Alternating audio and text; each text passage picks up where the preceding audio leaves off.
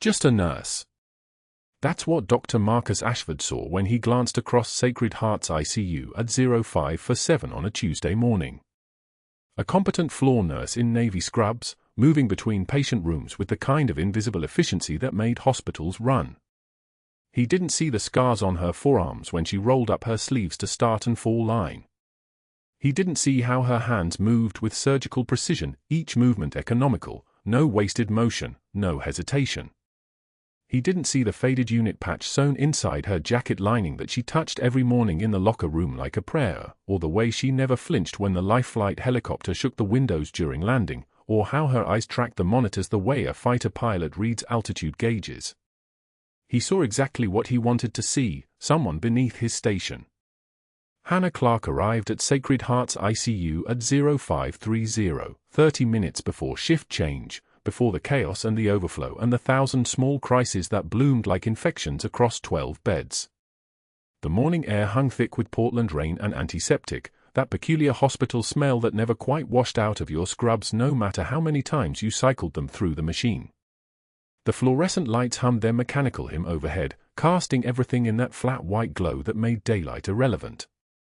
The ICU was cathedral quiet at this hour, ventilators wheezed their rhythmic breathing, heart monitors beeped their steady count, for pumps chimed their measured drips. It was a language Hannah spoke fluently. She moved through the unit with the practiced efficiency of someone who had learned long ago that efficiency kept people alive.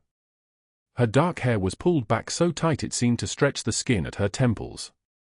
She wore a gold wedding ring on a chain under her scrubs. Everyone at Sacred Heart assumed she was single. She had never corrected them. The tremor in her left hand was barely visible as she opened the medication dispensary, her fingers moving through the familiar choreography of morning rounds prep. It only showed when she was standing still, waiting. Never when she was working. Hannah had been at Sacred Heart for 3 years. Before that, there was a gap in her employment history that no hiring manager asked about. Before that, there were 20 years that didn't exist on any civilian database, though they existed in the muscle memory of her hands and the way she could assess a trauma patient in 4 seconds flat and the way she never needed to be told twice to move.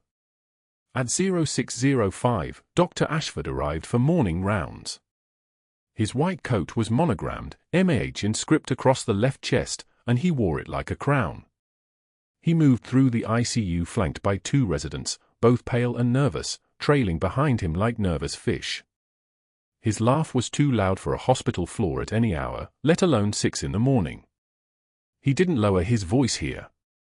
The ICU belonged to him. Everyone understood this. Ashford was 42 years old and had never lost a patient he considered his responsibility, which meant he never considered anyone's death his responsibility. His department head position had come through board connections rather than clinical excellence. His father had served with the hospital administrator's uncle, and those kinds of relationships mattered more than board certifications in certain Portland circles. He dressed the way wealthy men dress when they want to signal that dressing mattered to them. His watch was a Rolex. His shoes were Italian. He moved through the world as if space would rearrange itself to accommodate him. When he passed Hannah at the medication station, he didn't see her. She was invisible the way floor nurses became invisible. Competent but beneath notice. She was adjusting the morphine drip on room 4, her fingers moving with the kind of precision that came from having done this 10,000 times, and she didn't look up. This was the skill that let her survive, the ability to be completely present while appearing to fade into the background. "What's our census?" Ashford asked one of the residents without breaking stride. 11 beds occupied, 1 pending admission from Medevac, the younger resident said. His name was Chen. He was terrified of Ashford in the way that ambitious people become terrified of the people who control their futures. "What's pending?" "Septic patient, compound fractures in lower extremities, shrapnel wounds from Yemen. Estimated time of arrival, 15 minutes. Infectious disease consult is standing by." Ashford nodded once, the kind of nod that suggested he had already forgotten what Chen said the moment Chen finished saying it. The resident trailed behind him as he moved into the patient rooms for his rounds, and Hannah was alone with the medication station and the quiet hum of machines and the particular quality of silence that comes before something changes. She finished with room 4 and moved to the nursing station to document, her hand steady on the keyboard. Her badge hung from a lanyard, Sacred Heart ICU, Hannah Clarke, RN. That was the only name anyone here knew. That was the only name that mattered now. She had chosen the first name carefully, years ago, when the Pentagon made her disappear. She had chosen the last name from a town she drove through in Oregon once, before everything changed. Hannah Clarke was real. She had a social security number. She had a lease on a 2-bedroom apartment in northeast Portland. She had a life that was carefully constructed and carefully maintained. But Major Hannah Clarke, call sign Angel 6, was also real. That version was 17 years old in official records, frozen at the moment the operation in Bagram went sideways and the entire unit was declared dead and buried in a classified facility in the Virginia mountains. That version existed in muscle memory and in the way her breathing changed when she heard helicopter rotors and in the faded unit patch she still touched every morning like it might fall apart if she let go. The medevac arrival came through at 0621. The sound of the helicopter shook the windows, that distinctive whump-whump-whump of the rotor blades that Hannah's body recognized before her conscious mind registered it. She didn't flinch. Her hands continued their documentation without hesitation. The tremor in her left hand stilled the moment she started moving. The doors burst open, not the ER entrance, but the ICU doors directly, and the medevac team wheeled in a stretcher at a pace that suggested urgency. The patient was a man in his 40s, skin the color of old concrete, fever-bright eyes when they were open at all, which wasn't often. His legs were wrapped in compression bandages stained with seepage. The medevac captain was calling off vitals with the kind of rapid-fire precision that meant everyone in the ICU understood this was bad before the patient's chart was even printed. 44-year-old male, compound fractures bilateral lower extremities, shrapnel wounds, Yemen deployment 3 weeks ago, fever peaked at 104.8 4 hours ago, blood cultures flagging Acinetobacter baumannii resistant to carbapenem, broad-spectrum antibiotic coverage initiated in transport, BP currently 88/54 and trending down, heart rate 136 and climbed from 112 on arrival at primary facility. The medevac team transferred him to the ICU bed in that practiced coordinated movement, 1, 2, 3, transfer, and the patient's eyes fluttered open for a moment as they moved him. Hannah was already moving before Ashford appeared in the doorway of the room. She had clean hands in 30 seconds, was connecting the patient to the ICU monitors in 60. The machines came to life around him, the ventilator's steady wheeze, the monitors escalating beep patterns as they registered his declining vitals. She looked at his face once, just once, in the moment before the next wave of staff arrived and the room filled with bodies and noise. She looked at his face and the world stopped moving. It was impossible. It was absolutely impossible, but there, beneath the fever and the sepsis and 20 years of living, was the face she had seen once before, 7 years old, terrified, clutching a transformer action figure in a convoy truck that was rapidly filling with smoke from an IED impact in Bagram's Jolan district. She had pulled him out. She had carried him through burning wreckage and held him on her hip while the compound exploded behind them, while her unit laid down suppressing fire, while the Black Hawk descended through smoke thick enough to taste. She had delivered him to his father, a Department of Defense contractor, and then returned to the convoy because that was the job and the job was all there was. That boy was 44 years old now and dying of an infection his immune system couldn't fight. Hannah's hands moved on their own, adjusting the oxygen, running the fluid bolus, checking before lines with movements so automatic they required nothing from her conscious mind. Her eye stayed on the monitors. Sinus rhythm. O2 sat 92%. Blood pressure still dropping. The ventilator's steady hiss filled the room like a familiar prayer. Ashford arrived with his residents, moving to the head of the bed with the casual authority of someone who had never been questioned. He was reading the medevac report on his iPad, frowning, his jaw working slightly as he processed the information. Acinetobacter baumannii resistant to carbapenem, he said. It wasn't a question. We're going to need to get more aggressive with the antibiotics. Get me 4 grams of colistin for every 8 hours, and let's add in ticagrelor for coverage. We need to hit this thing with everything we have. Hannah was setting up the secondary fall line as he spoke. She didn't look at him. This was her first instinct always: don't draw attention, don't challenge, don't suggest. Disappear into the work and let the work speak for itself. But something in her chest was moving like a caged animal, something that had been sleeping for 20 years and was waking up with the sound of that familiar voice. The shrapnel wounds show contamination, she said quietly. She wasn't asking. She was observing. Yemen soil is heavy with Burkholderia cepacia. Carbapenem resistance suggests prior environmental exposure, not hospital-acquired. Colistin and ticycline won't penetrate the infected tissue. Ashford looked at her for the first time, really looked at her, and she saw his expression shift from annoyance at being questioned to something harder. He didn't like to be questioned. "I've got this, Hannah," he said. The way he said her name made it clear it was a dismissal. "You just focus on getting the lines in and the monitors running.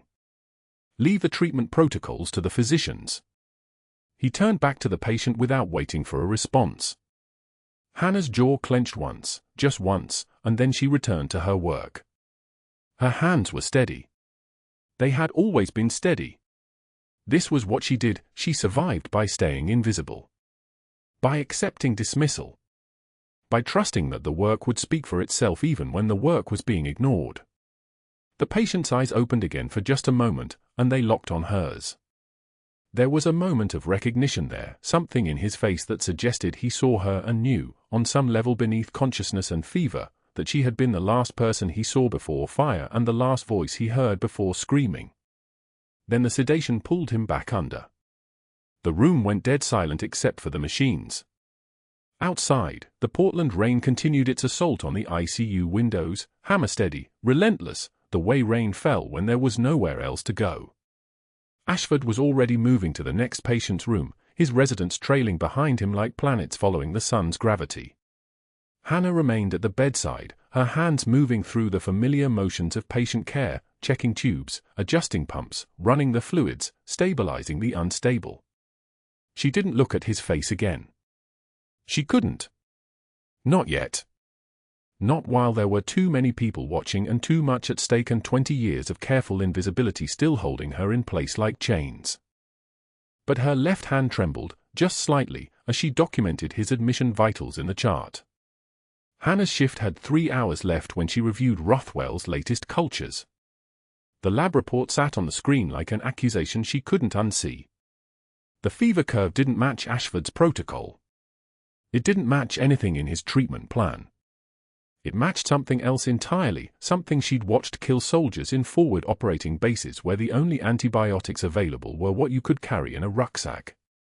She printed the article.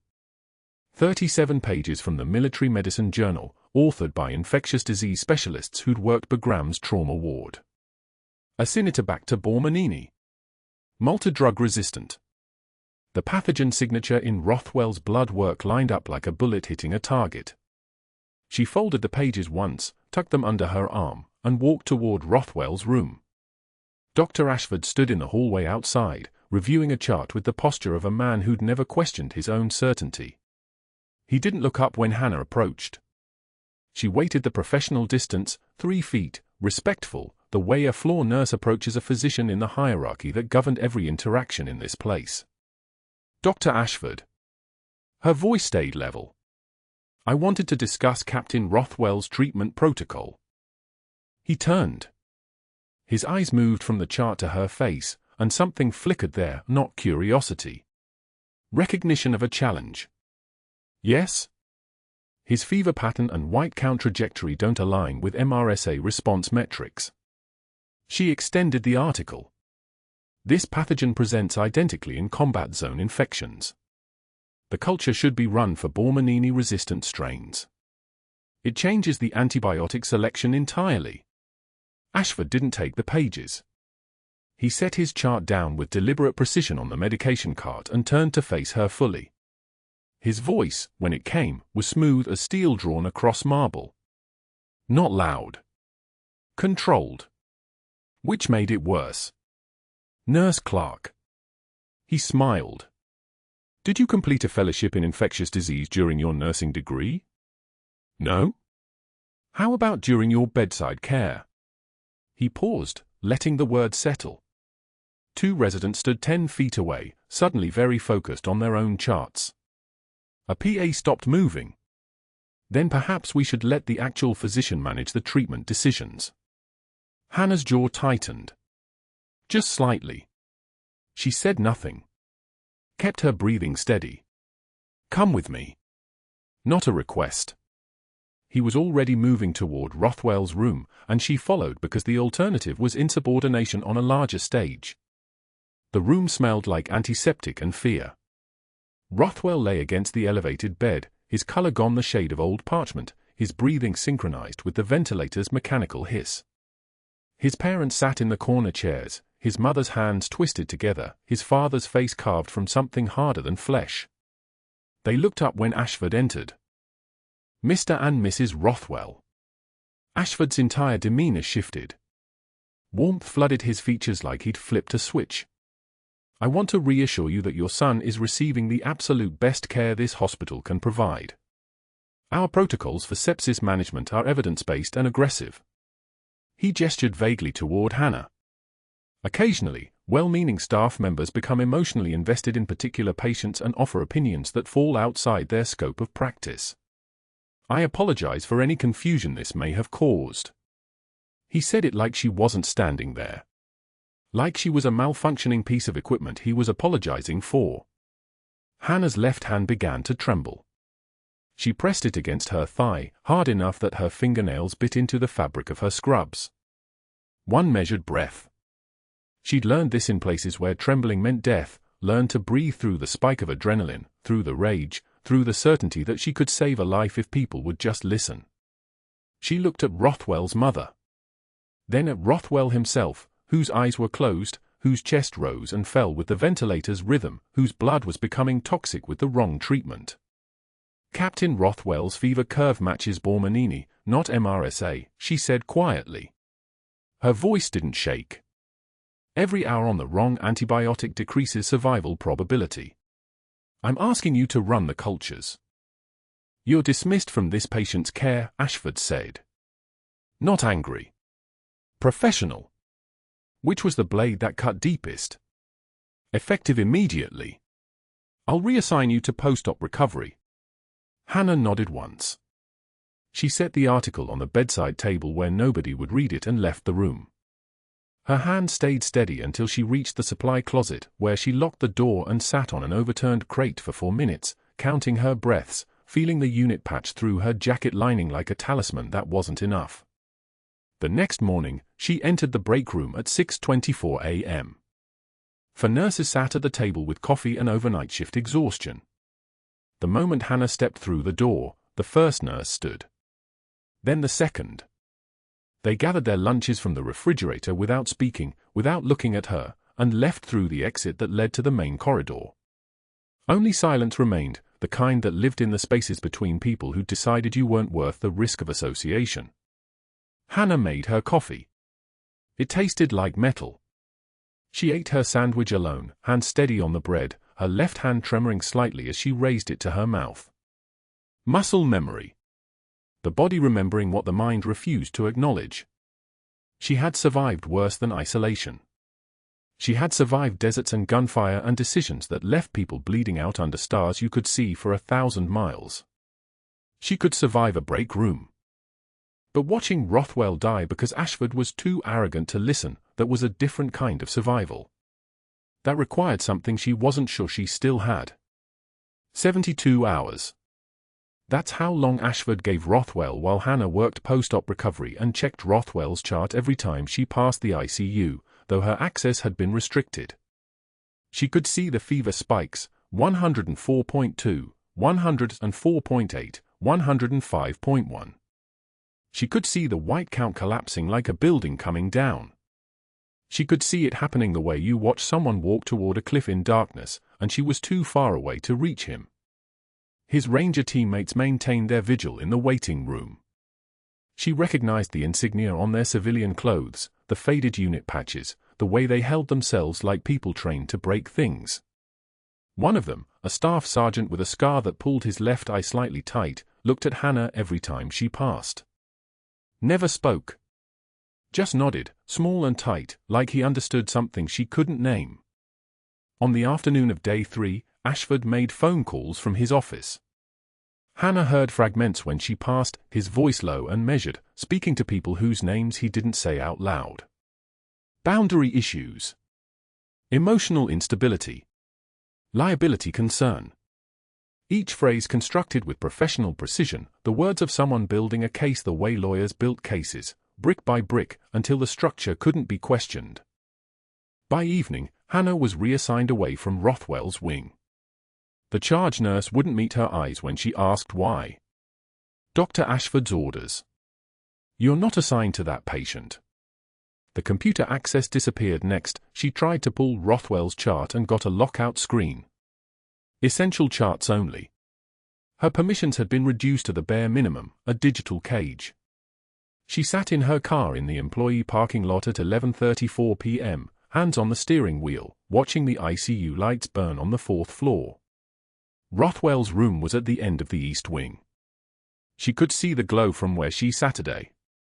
Could imagine what was happening inside, the struggling respirations, the medications not working because they were the wrong medications, the parents sitting in those corner chairs watching their son die by competence masquerading as authority.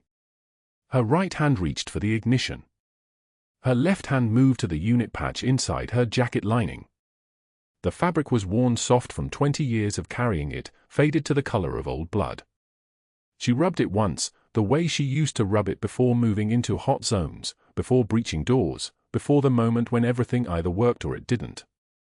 She started the engine. The dashboard lights came up like instrument readings. Fuel. Battery. Oil pressure. All the systems nominal. The only thing broken was the one that mattered, the system that was supposed to protect people like James Rothwell, supposed to let competence matter, supposed to ensure that when someone was dying, the right person had the power to save him.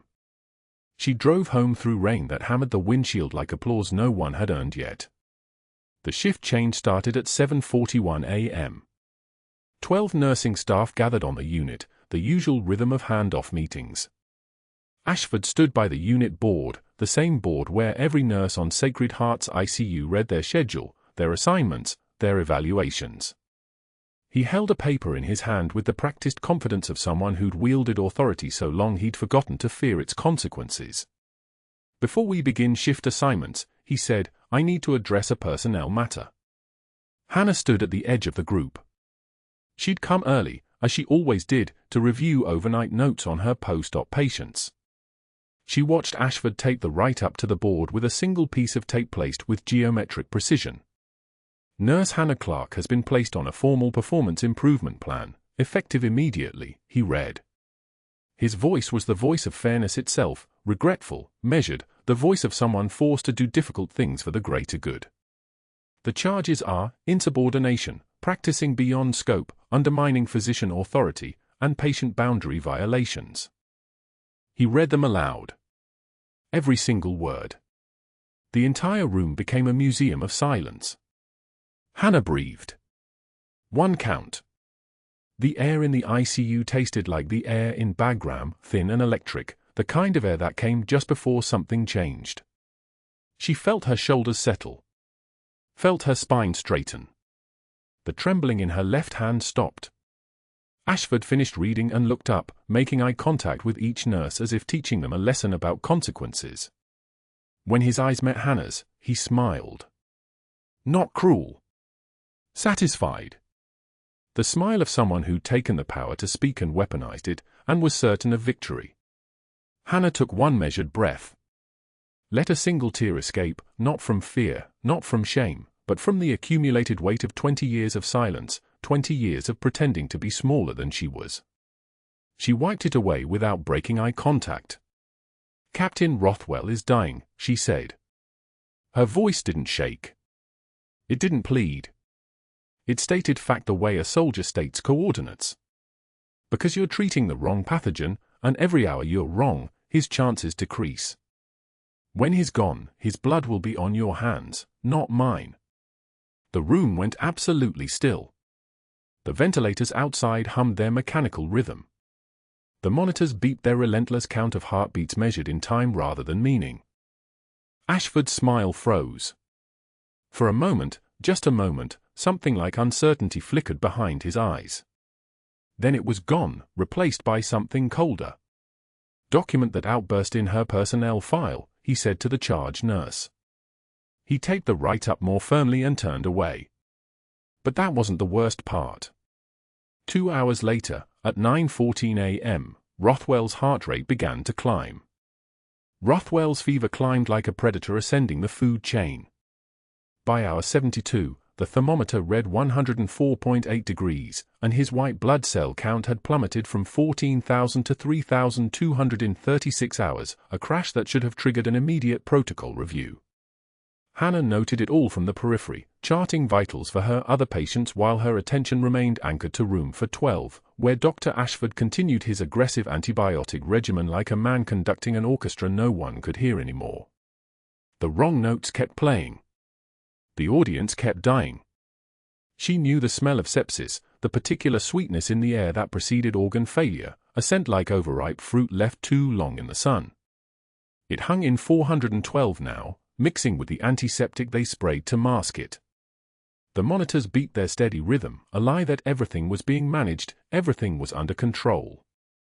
But Hannah had treated infected wounds in forward operating bases where antibiotics arrived 3 weeks late, had seen how resistant pathogens moved through tissue like an invading army, and she recognized the pattern here. Ashford wasn't just losing the battle. He was fighting the wrong enemy entirely. The nursing station fell quiet after the evening shift change. Hannah pulled up Rothwell's labs on the computer at Terminal 3, her fingers moving with practiced efficiency while a resident glanced at her and then deliberately looked away, the kind of social geometry Ashford had engineered. No one made eye contact with the nurse who'd challenged the department head. No one asked her questions. She existed in the room now but not in it, present but erased, and every second of that isolation was a second she couldn't do anything but watch a captain die from treatable pathology.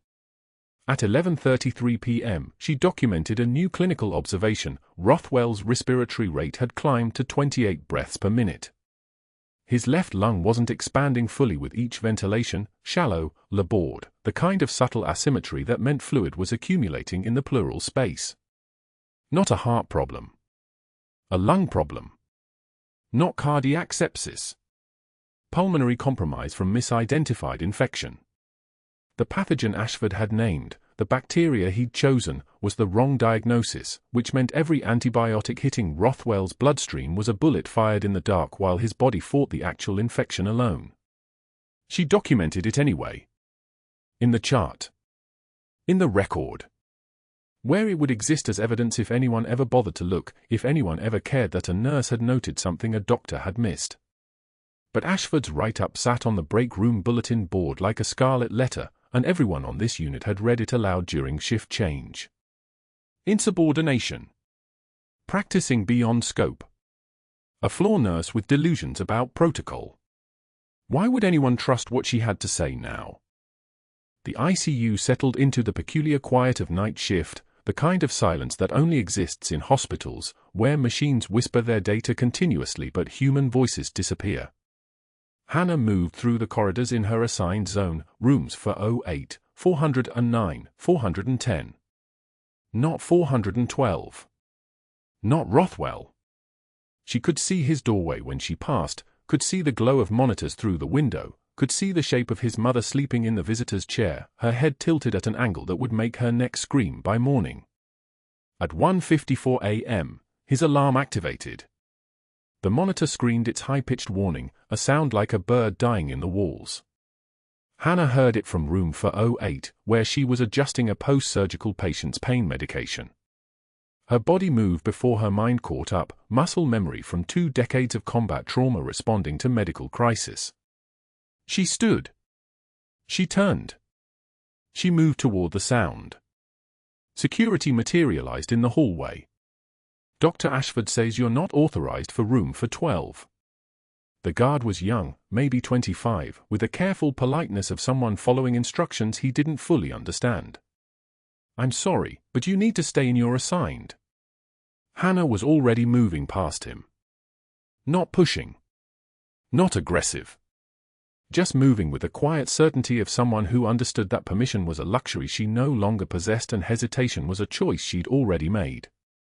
The guard's hand caught her shoulder, but she was faster, her body responding to the alarm with the same precision that had kept soldiers alive in Bagram when IEDs turned convoy routes into killing zones.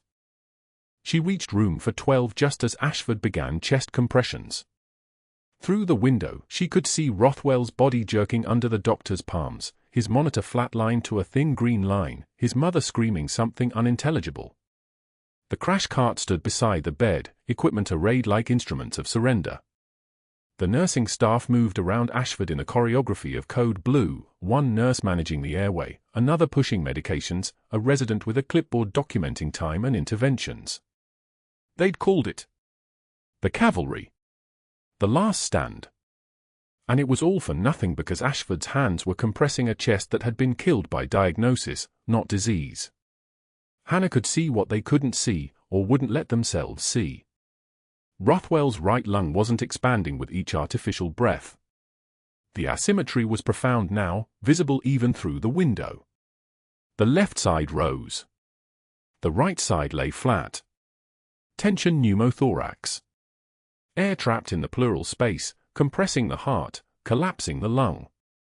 The infection had eaten through tissue, created a one-way valve in his lung tissue, and every breath Ashford forced into his chest made it worse. The cardiac arrest wasn't the disease. It was the symptom. It was the body's final surrender to a pressure it couldn't sustain. She pressed her hand against the window. The glass was cold. Her vision tunneled until the rest of the ICU fell away and all that existed was the image of Rothwell's unequal chest, rising and falling like a betrayal.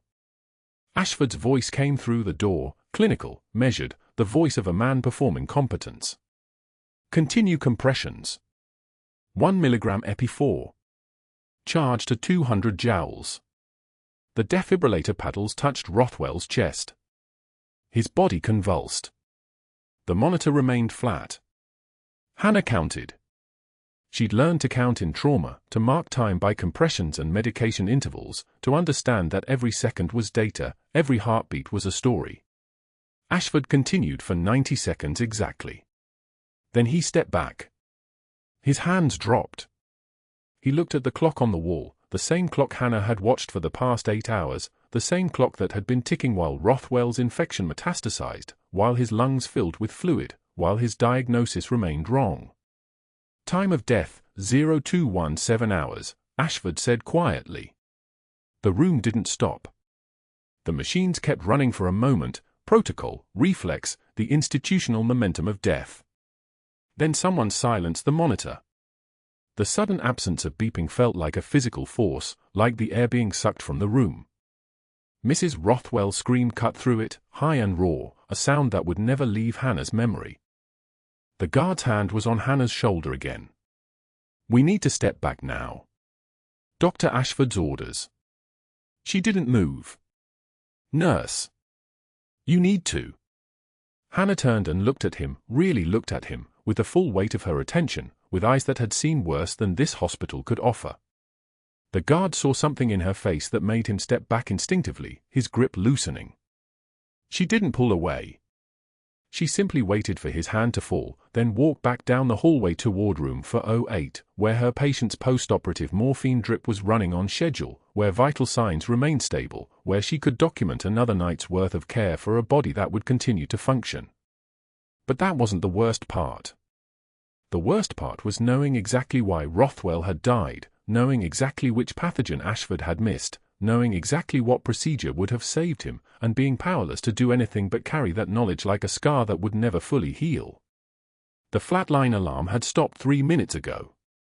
The room was silent except for the ventilator still pushing air into a dead man's lungs, a mechanical ghost refusing to accept what everyone else had already mourned. Hannah's hands moved before her mind caught up, muscle memory from 20 years of combat medicine overriding every civilian protocol Sacred Heart had trained into her. She didn't reach for the crash cart. She didn't call for backup. She locked the ICU room door and turned back to Captain James Rothwell's chest. The emergency thoracostomy needle was in her pocket before she'd even registered reaching for it, a skill that shouldn't exist in a Portland ICU nurse, a piece of her that refused to stay buried no matter how deep she'd tried to bury it. Beneath his hospital gown, she found the landmarks her hands remembered: second intercostal space, mid-clavicular line. Muscle memory took over. The needle slid through skin and fascia with the kind of smooth precision that comes from having done it in a Humvee under mortar fire, in a forward surgical tent with dust storms turning day into twilight, in the back of a Black Hawk with a soldier bleeding out at 30,000 feet. But this wasn't a combat needle. This was something else entirely. One of Rothwell's Ranger teammates had left an MRE package on the bedside table hours ago, a care package from his unit, a small gesture of brotherhood that nobody had paid attention to. Hannah's hands moved like they were operating on their own, tearing open the foil chest seal from inside the packaging, the silver material catching the harsh fluorescent light. She'd improvised trauma equipment from worse than this. She'd saved lives with duct tape and field dressings and sheer refusal to accept that someone in her care was going to die on her watch. The seal pressed against Rothwell's chest, covering the puncture site, creating an airtight barrier that would allow air to escape from his collapsed lung without allowing it back in. She didn't tape it. She didn't call it in. She waited. 30 seconds. Oxygen saturation climbing, 62%. 68%. The hiss of air escaping from the thorax, that distinctive sound she'd heard 100 times before, the sound of a lung re-inflating. His blood pressure ticked upward on the monitor. 71/38. Then 74/42. A few more seconds and sinus rhythm appeared on the cardiac monitor, an actual rhythm, an actual heartbeat, not the organized electrical chaos of a dying body. The color returned to his face in gradations, skin going from the pale gray of death back to something that resembled human. His pupils constricted in response to the penlight she aimed at them. 15 minutes. That was all the procedure had been designed to buy. 15 minutes of restored perfusion and oxygenation while someone screamed for a proper surgical team, while a real doctor mobilized actual resources, while the system that had failed Rothwell got one chance to save him. She'd barely made it to 12 when the crash team hit the locked door. The sound was different than she expected, not the soft thud of standard hospital protocols, but the focused, deliberate impact of people trained to breach. The door frame cracked. The lock held. They hit it again and the hinges warped inward and suddenly the ICU room was full of bodies moving with controlled urgency, and Hannah stepped back with her hands raised in the neutral position of someone who had just committed something and sanctioned, something that defied every chain of command she'd sworn to respect. The attending physician, not Ashford, thank God, someone else, someone competent, looked at the chest seal, at Rothwell's vitals, at the tension pneumothorax that had been slowly suffocating him for the last 72 hours. What the hell did you do? Improvised tube thoracostomy. Tension pneumothorax. His lungs collapsed because you were treating the wrong infection. Hannah's voice was steady. Flat. The voice of someone reading a lab result, not someone who had just performed emergency surgery with a piece of MRE packaging. He needs a chest tube and a real surgeon. His sputum culture never showed sensitivity to the antibiotics Dr. Ashford prescribed. Atypical gram-negative pathogen. Probably Acinetobacter baumannii from the shrapnel contamination. Should have been treated with fluoroquinolones from the start. The attending was already moving, already ordering the surgical team, already looking at Hannah with an expression she couldn't quite read. Respect or horror or both. The crash team moved around her like water flowing around a stone, and within minutes they had Rothwell on his way to the operating room, his vital signs stable enough for transport, his color pink again, his chest rising and falling with a kind of rhythm that belonged to the living. And then she was alone in the empty ICU room, the locked door standing open, the fluorescent lights humming their electric song, the monitor still displaying vitals that belonged to someone still breathing. Hannah stood motionless for exactly 7 seconds. Then she walked out. What happened next didn't just silence the room, it ended everything. Dr. Ashford was waiting at the unit station, his face a mask of professional concern that didn't reach his eyes. He didn't raise his voice. This was the part most people didn't understand about men like Ashford. The truly dangerous ones never needed to yell. They simply moved their pieces on the board, methodically and without emotion, the way a chess grandmaster removes a threat. By the end of her shift, he'd made the first call. By the end of the next day, he'd made the second and third. Hannah wasn't assigned to Captain Rothwell anymore. That was the first move. Her previous patients got redistributed, and she was given a new assignment: floor coverage, floating support, the kind of duty that meant she'd be too stretched too thin to actually help anyone. Then came the schedule. Ashford controlled the master schedule. Within 48 hours, every nurse who had worked closely with Hannah, every nurse who might have supported her account of Rothwell's deterioration, every nurse who understood the difference between protocol and patient care, they all got reassigned to opposite shifts. The ICU suddenly became a very quiet, very isolating place for one floor nurse. The computer access went next. Hannah went to pull Rothwell's updated labs, the new culture results from the surgery team, the confirmation of the pathogen she'd identified, and found her access restricted. Not denied entirely, not in a way that would trigger automatic notifications. Just limited. Patient records only for current assignments. No ability to observe previous cases. No ability to document observations beyond the bare minimum required for handoff notes. It was the kind of restriction that looked reasonable on paper, the kind of thing that could be explained as a standard protocols for float staff, but everyone on the unit understood what it actually meant. Hannah was being cut off from the evidence that proved she was right. The phone calls came on the morning of her fourth isolated shift. Ashford made them from his office with the door closed, his voice modulated and professional, the kind of tone that made his words sound like simple facts rather than poison. To the chief nursing officer, "I'm concerned about Nurse Clarke's judgment and emotional stability. She performed an unauthorized procedure on a critical patient while clearly emotionally compromised." To the medical director, "Her fixation on Captain Rothwell suggests boundary issues that could put other patients at risk. She may benefit from a psychological evaluation before returning to patient care." To the hospital board liaison, "I'm not questioning her competence. I'm questioning her mental fitness. A nurse who locks patients in rooms and performs procedures beyond her scope, that's a liability issue." Each call was crafted perfectly. No accusations that couldn't be defended. No statements that crossed into the territory where he'd need actual evidence. Just implications. Questions. Seeds of doubt planted into soil that was already primed to accept them because questioning a physician's judgment was still, in 2024, somehow seen as ambitious rather than appropriate. Ashford had learned long ago that you didn't need to win the argument in the room, you just needed to ensure the argument never happened in the first place. On her fifth shift, the formal email arrived. It came to her Sacred Heart mailbox at 0317 hours, time-stamped in a way that suggested someone had written it long before they sent it. Security and compliance were requesting a formal meeting regarding the unauthorized medical procedure performed on Captain Rothwell.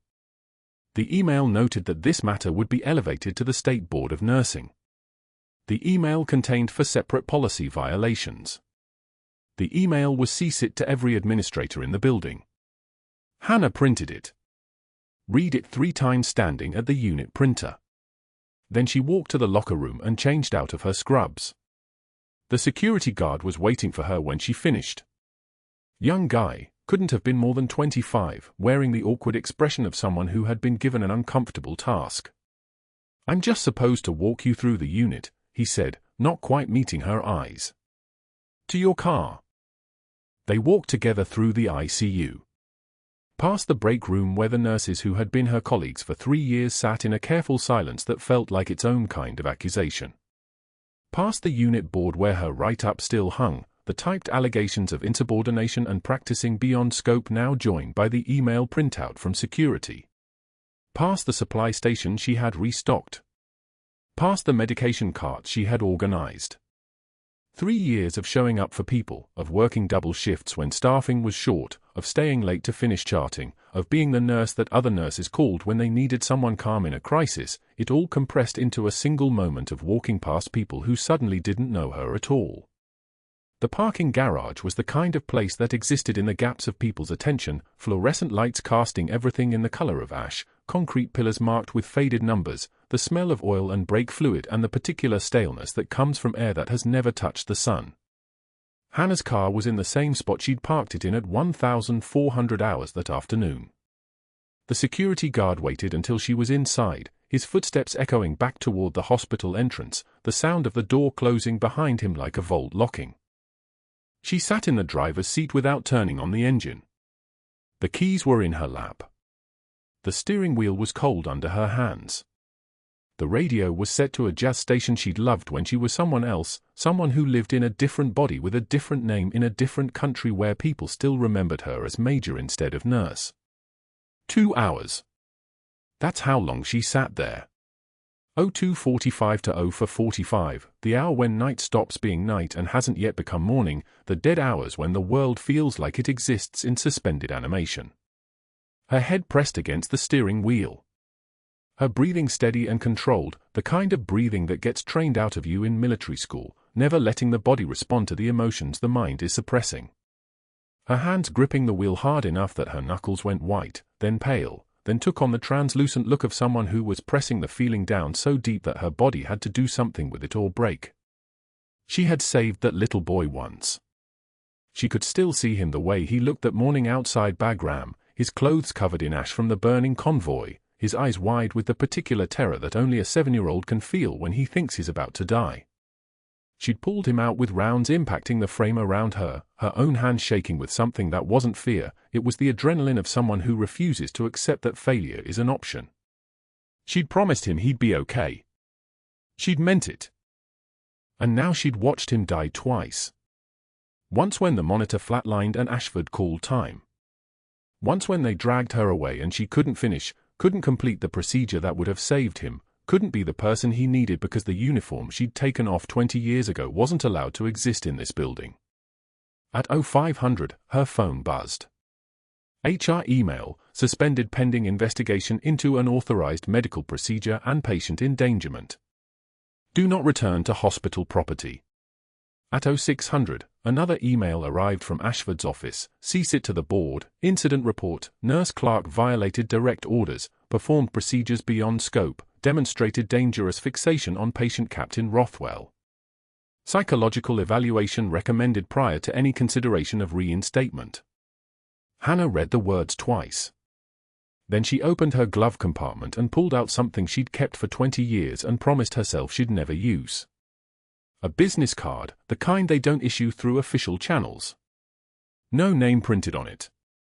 Just a phone number and a single phrase below it, for emergencies only. She dialed. A voice answered on the first ring. Not asking who was calling. Knowing. Major Clarke. We've been waiting for this call.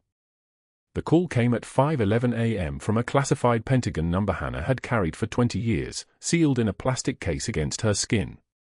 The voice on the other end didn't identify itself. It didn't need to. We've been waiting for this call, the voice said. Stand by for transport. 40 minutes. Hannah sat in her car in the Sacred Heart parking garage, engine cold, hand steady on the steering wheel. Rain hammered the windshield like Morse code.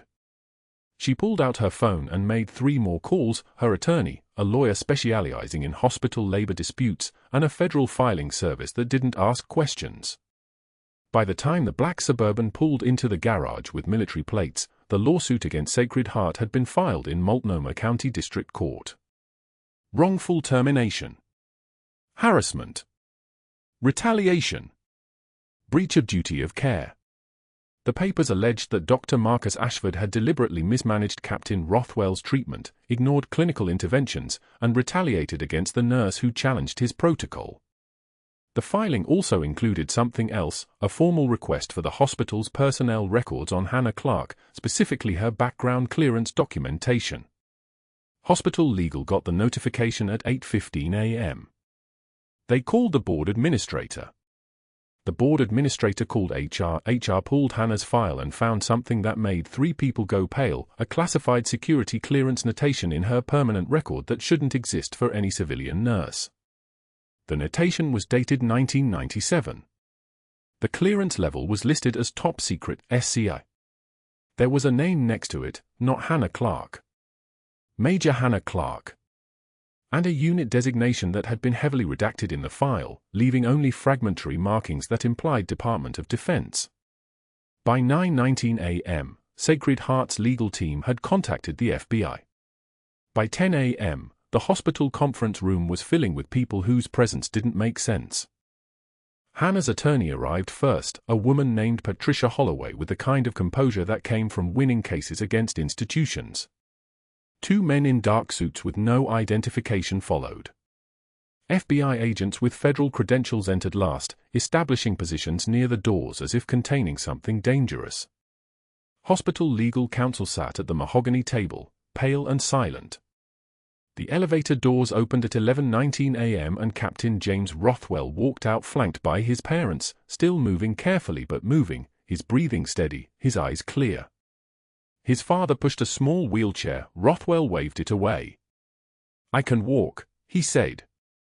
His voice sounded like a man returning from the dead. Rothwell entered the conference room and looked directly at Hannah. For a long moment, nobody spoke. The rain outside the floor-to-ceiling windows sounded like applause. Then Rothwell's eyes filled with something that looked like recognition and something that looked like understanding converging at the same point. "Major," he said quietly. "You saved my life twice now." The room contracted around those 7 words. One of the men in dark suits stood. The name tape on his uniform, visible for the first time, read Commander Holloway, Naval Special Warfare Command. He had flown in from Virginia that morning on a military aircraft. His presence meant the Department of Defense had been notified. His bearing meant he wasn't there as an observer. Holloway looked at Hannah with the kind of careful attention apex predators give to other predators, recognition of equal capability existing in the same space. He opened a classified folder that had been declassified only for this meeting, and he began reading her military record aloud. "Bronze Star with Valor," he said. The words landed like stones in still water. 2 silver stars. His voice was steady, respectful, holding weight. Hannah's hands remained on the table, unmoving. Purple Heart. Another pause. And a Navy Cross. The silence stretched. No civilian nurse should know the procedures Holloway was about to describe. No floor nurse should have a security clearance. No ICU nurse should recognize the classified unit designation Holloway read next, the one that had been redacted in her personnel file, 75th Ranger Regiment, attached to JSOC Task Force 121, Bagram Air Base, 1997 to 2003. The records listed her full name, Major Hannah Eleanor Clarke. Service record, 407 combat surgeries. Status, honorably discharged. Status, officially deceased. That last notation hung in the air. Officially deceased. Which meant she had been given a new identity 20 years ago. Which meant everyone she worked with at Sacred Heart Hospital knew her as someone she legally wasn't anymore. Which meant Dr. Marcus Ashford had attempted to destroy the reputation of a federal asset. The FBI agent closest to the window stepped forward.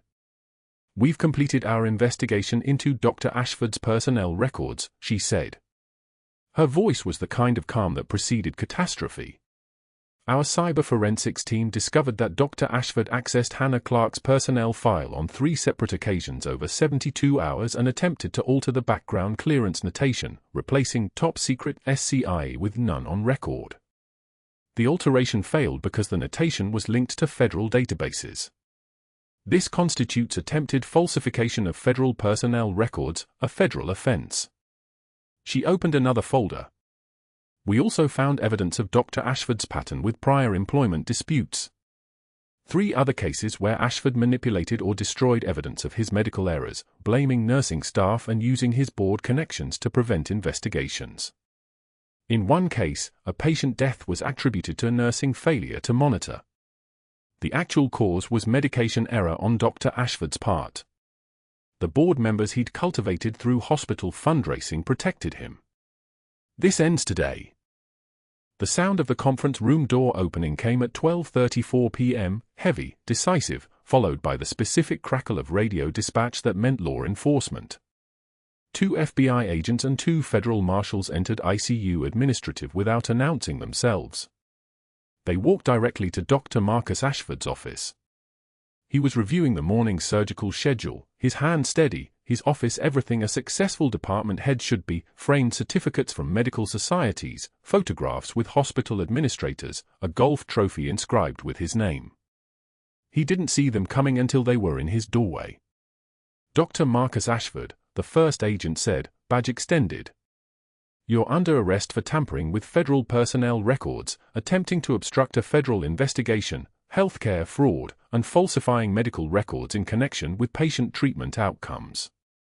Ashford stood up. His face went white, then red, then something worse, the kind of collapse that happens when institutional power evaporates in seconds. There's been a mistake. I'm the department head. I have board authority. This is my hospital. They cuffed him in his office while his secretary watched through the glass. His hands shook as they placed him in custody. His voice cracked as he tried calling his attorney, his board connections, his protected network. None of it mattered. The cuffs made a sound like closing doors. The perp walk happened at 8:22 a.m. the next morning, during shift change. Every nurse working the ICU floor was present. Dr. Ashford walked between federal agents in handcuffs, his department head position stripped, his reputation about to be cremated in the court of institutional memory.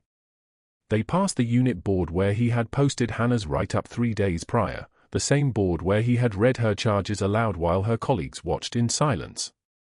Hannah stood in the hallway in regular scrubs, her badge reclaimed by hospital security moments earlier. The same security that had escorted her out now stood beside her as a witness. Ashford saw her. His eyes held hers for exactly 2 seconds. Then he looked away. Hannah took one measured breath. She didn't tremble. She didn't cry. She simply adjusted her scrub jacket and returned to work as the federal agents placed Dr. Ashford in a vehicle with U.S. Marshal plates. The room, all 53 square feet of that hallway, had already chosen sides. The press made the story public by evening. Sacred Heart Hospital surgeon arrested on federal charges. Local news ran the perp walk footage on loop. Hospital administration released a statement with the precision of damage control. Dr. Marcus Ashford has been terminated effective immediately. An internal review has identified serious protocol violations and patient safety concerns. Sacred Heart is committed to patient safety and maintaining the highest standards of clinical care. The statement was careful, corporate, legally vague.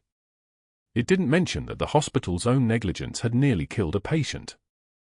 It didn't mention the retaliation. It didn't mention the classified federal asset working as an ICU nurse without the hospital's knowledge. Federal investigators unsealed their findings over the next 10 days. 3 cases. 3 patients. 1 patient death that had been attributed to nursing failure when the actual cause was Ashford's medication error. 2 additional cases where Ashford altered records to shift responsibility away from himself. The board members who had protected him, 3 of them, quietly resigned from their positions. Sacred Heart's reputation hemorrhaged. Ashford's medical license was suspended by the state pending criminal trial. His wife filed for divorce. His attorney negotiated a plea deal, felony fraud, falsifying records, and obstruction of justice. 18 months in federal prison. 5 years probation. Permanent license revocation. When the sentencing was announced, Ashford's former colleagues didn't attend. Nobody did. 18 months later, a junior resident at Sacred Heart, someone who had never met Dr. Ashford, who only knew his name from rumors, was buying groceries near a strip mall in Beaverton. Outside the entrance of a discount pharmacy, a folding table had been set up. Brochures lined the surface. Supplemental insurance policies. Health coverage gaps. Long-term care planning.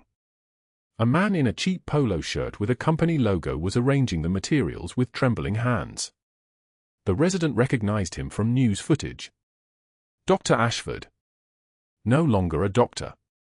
No longer anything but a man selling insurance from a folding table, his hands shaking as they had never shaken in an operating room, his institutional power now reduced to the precise zero it deserved to be. The resident didn't approach him. Neither did anyone else. But that wasn't where the story ended. That was where the reckoning began. Sacred Heart reinstated Hannah Clarke with full back pay, a formal written apology, and an offer to create a new trauma consultation position at the hospital. She accepted the back pay. She declined the position. She returned to the ICU floor 3 days later for the same shift she'd worked before, the same nursing station, the same weight of responsibility. Captain Rothwell recovered fully over 8 weeks. The cultures Hannah had suggested came back positive exactly as she predicted: Acinetobacter baumannii, a gram-negative, multi-drug-resistant pathogen resistant to every antibiotic Ashford had prescribed. The infection specialist who reviewed the clinical course wrote in his report, "Patient survival is directly attributable to Nurse Clarke's clinical judgment, emergency intervention, and exceptional diagnostic acumen. Standard protocol would have resulted in patient death. This case represents a significant failure of clinical oversight and institutional hierarchy that prioritized rank over clinical evidence." 6 months later, Captain James Rothwell stood at attention in dress uniform at Joint Base Lewis McChord for a medal ceremony. The room held exactly 247 people, his unit, his family, his parents sitting in the front row with tears they weren't hiding. The commanding officer of 3rd Battalion, 5th Marines read his citation: recovery from life-threatening sepsis, full return to duty, exemplary service record. Then came the medals. The officer's hand moved to Rothwell's chest and began pinning. Purple Heart. Army Commendation Medal. Combat Medical Badge. With each medal, the room held its breath. Then Rothwell looked toward the back of the room and nodded. Hannah Clarke walked forward in army dress uniform for the first time in 20 years. Her jacket carried her decorations, not all of them visible because some were classified, but enough to make every officer in the room straighten. She had cut her hair to regulation length. She stood with the kind of posture that came from decades of discipline. Her left hand tremored slightly as she approached, the kind of involuntary response that comes from too much adrenaline too many times, from pushing a body past its design specifications. But when she placed her hand on Rothwell's shoulder, it was steady as surgical steel. The faded unit patch that had been sewn inside her jacket lining for 20 years, the one that connected her to Bagram, to the operation that was never documented, to the version of herself that was supposed to be dead, that patch was now sewn onto Rothwell's dress uniform beside his Ranger tab. The symbolism was perfect. The transmission of identity. The passing of a legacy. The moment when a secret became a truth everyone could see. After the ceremony, Rothwell's mother embraced Hannah without asking permission, pulling her close with the kind of desperation that only a parent who had watched their child die twice could access. "You saved him," Mrs. Rothwell whispered. "How do I ever thank you?" Hannah's response came from somewhere deeper than courtesy. "You raised a son worth saving." That night, driving home in civilian clothes, Hannah passed a strip mall near Beaverton. A folding table outside a discount pharmacy. A man in a polo shirt arranging brochures with shaking hands. Dr. Marcus Ashford. He looked up as her car passed. His eyes held hers for exactly 1 second. Then he looked away. Hannah didn't slow down. She didn't acknowledge him. She simply drove home to the kind of quiet that comes from no longer hiding who you've always been. On her passenger seat was a framed quote that Captain Rothwell had given her before the ceremony, words she had spoken to him 20 years ago when she pulled him from the flames: "True class is what you do when the lights go out." She placed her hand on the frame as she drove, her touch steady, her mind finally at peace. Like this video if you think she made the right call. But was the punishment enough? Or did he deserve worse? Tell me in the comments. Subscribe and hit that bell.